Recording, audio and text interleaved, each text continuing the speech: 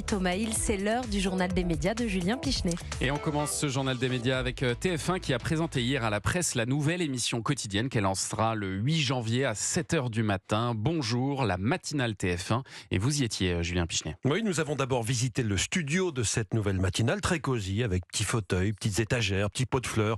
On a voulu faire en sorte que ça ressemble à tout, sauf à un plateau télé. Il faut qu'on se sente comme à la maison, a expliqué la direction. Au milieu du studio, une gigantesque table. Le journaliste Bruce Toussaint, figure centrale de cette nouvelle matinale. Il sera chaque jour entouré d'une demi-douzaine de chroniqueurs et de leurs invités, parce qu'il y aura un invité tous les jours. On a appris par ailleurs qu'il y aurait, un peu comme dans Télématin, des journaux de 10 minutes toutes les demi-heures avec Garance Pardigon. Il y aura aussi une interview politique. À quelle heure ? Bon, TF1 a failli nous le dire, mais finalement non. Bon, il semblerait que ce soit aux alentours de 8h20. Voilà donc rien de révolutionnaire. Comme ailleurs, finalement. Comme ailleurs, effectivement. Rien de révolutionnaire par rapport aux autres matinales existantes. Effectivement, il y aura des infos météo, des chroniques culture, loisirs, société, avec un accent mis, et c'est peut-être ce qui différenciera cette émission de la matinale d'LCI ou de celle de BFM par exemple, un accent mis sur les régions. Quoi d'autre ? Le générique. J'ai réussi à faire un enregistrement sauvage. C'est pas d'une grande qualité, mais pendant qu'il nous le faisait écouter, j'ai tendu le micro au repas. Écoutez. Petit aperçu de ce qu'on entendra tous les matins. C'est funk. Effectivement, c'est chic. Composition originale, a-t-on voulu souligner à TF1. J'ai posé aussi quelques questions à Bruce Toussaint. On ne l'avait pas encore entendu depuis l'annonce de son départ de BFM TV pour TF1, dont celle-ci.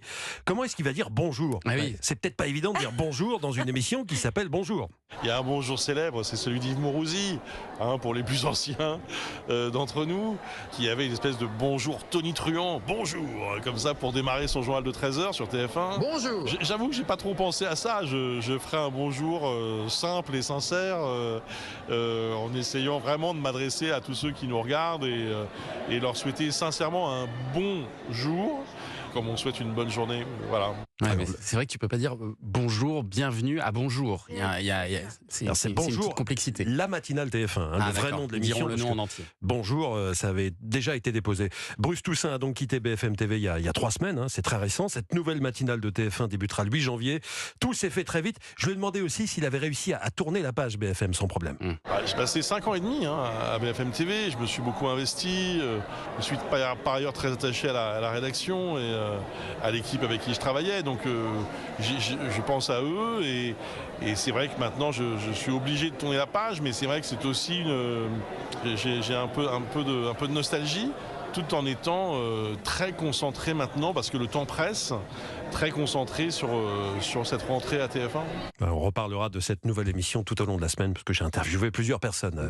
Ça veut dire qu'il va toute la semaine, il va nous rentabiliser son déplacement Exactement. à la conférence de presse. Jusqu'au 8 janvier, certainement même. Vous êtes curieux, François Bunel, d'observer cette nouvelle matinale de TF1 ? Alors écoutez, c'est trop tôt pour moi. C'est trop tôt. Ah oui, vous regardez pas la télé. J'ai toujours dit bonsoir plutôt que bonjour. Vous avez beaucoup de mal le matin à regarder la télévision, c'est vrai. Ouais.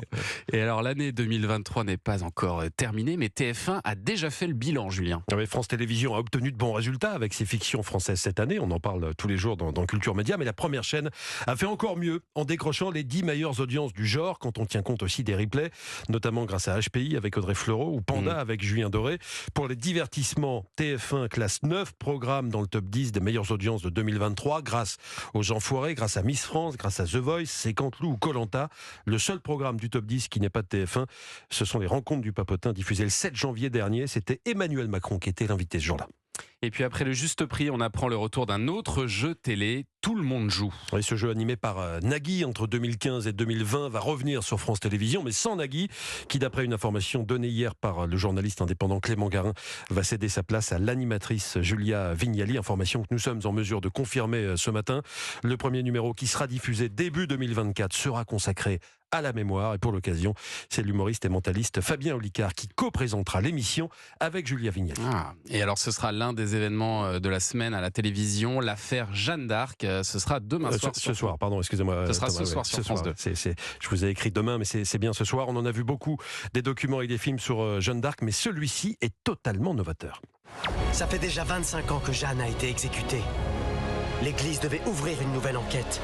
C'est la volonté du peuple et du roi. Nous allons tout reprendre depuis le début. Nous devons d'abord retrouver les témoins de son aventure. L'Église nous donne enfin accès aux archives de son procès. Tout a été noté. Les interrogatoires, les réponses qu'elle fait à ses juges. L'affaire Jeanne d'Arc revient sur l'enquête menée 25 ans après la mort de la pucelle d'Orléans et sur ce second procès qui va lui permettre d'être réhabilité. Pourquoi c'est novateur ? Parce qu'on est entre le documentaire historique, extrêmement rigoureux, le film d'animation, très spectaculaire.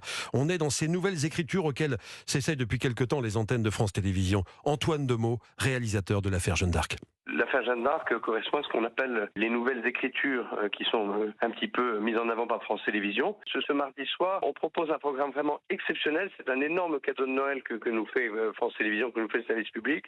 Des émissions comme ça, on n'a pas souvent l'occasion d'en voir. Nous, on a mis 6 ans pour la faire et on a vraiment hâte de la présenter aux téléspectateurs. Enfin, on l'a vraiment fait pour eux, pour que ce soit une fête, pour que ce soit un moment familial partagé entre toutes les générations. Ça, pour le coup, vous avez peut-être regardé, François Bunel. Ça, je l'ai regardé, c'est avec beaucoup de curiosité. D'abord parce qu'Antoine Demeaux est un excellent documentariste et un bon écrivain. Et puis parce que la manière dont on peut raconter l'histoire aujourd'hui, même quand on croit la connaître, mais de façon différente et avec de l'animation, oui, ça me parle. Je crois que c'est ça qui est intéressant dans le journalisme aujourd'hui, c'est d'essayer des choses nouvelles et de pas se contenter de reproduire ce qu'on a traditionnellement fait. Donc, oui, ça, je suis très curieux de voir comment ils ont fait pour raconter la partie. Chercher de nouvelles écritures, c'est ce qu'ils essayent de faire en ce moment. Donc avec l'affaire Jeanne d'Arc, ce sera donc ce soir à 21h10 sur France 2. Et puis toute cette semaine, Julien, vous nous proposez d'écouter de savoureux micro-trottoirs issus de nos archives. Petit bonus de Noël, quelques reportages légendaires effectués par la rédaction d'Europe 1 à des moments historiques de l'histoire de la télévision. 21 juillet 69, l'homme marche sur la Lune et les Français passent la nuit devant le poste, soit chez eux pour ceux qui ont un téléviseur, ils n'étaient pas forcément très nombreux à l'époque, soit dans la rue pour les autres, devant les boutiques qui ont un téléviseur en vitrine ou dans un bar, bref, n'importe où. Ce qui compte ce soir-là, c'est de voir Armstrong poser le pied sur la Lune. C'est quelque chose de tout à fait irréel, je trouve. Regardez la Lune là, dans le ciel, là, maintenant, ça a quelque chose d'encore plus irréel. Oui, encore plus, mais je trouve que c'est le fait de les voir marcher, comme ça on ne sait même pas s'ils marchent, s'ils volent, s'ils dansent. Est-ce que vous avez vu, vous attendiez à peu près à voir cela, ou bien ça vous a très franchement J'avais aucune idée préconçue, je ne m'attendais pas à voir quelque chose de bien précis. J'avoue que la qualité me surprend, enfin, ça me paraît excellent. Enfin, c'est pas seulement de les voir marcher, c'est de savoir qu'ils sont là-haut, quoi. C'est le plus grand événement de l'humanité depuis qu'elle existe, ou pratiquement. J'ai 63 ans, mais je ne croyais pas le voir de mon vivant, je croyais le voir du haut du fauteuil là-haut. Je trouve ça prodigieux, mais j'ai l'impression que ça se passe exactement comme au cinéma. Alors on n'avait pas les audiences à l'époque, mais on peut imaginer que 90% des Français étaient devant la télévision ce soir. Un pic d'audience là. Il n'y avait qu'une chaîne, non, à l'époque? Non, il y avait déjà la deuxième chaîne. Il y avait déjà la deuxième déjà qui était bien. Merci beaucoup Julien pour ce journal des médias. Toutes les infos sont à retrouver dans notre newsletter média. Inscription gratuite sur europe1.fr.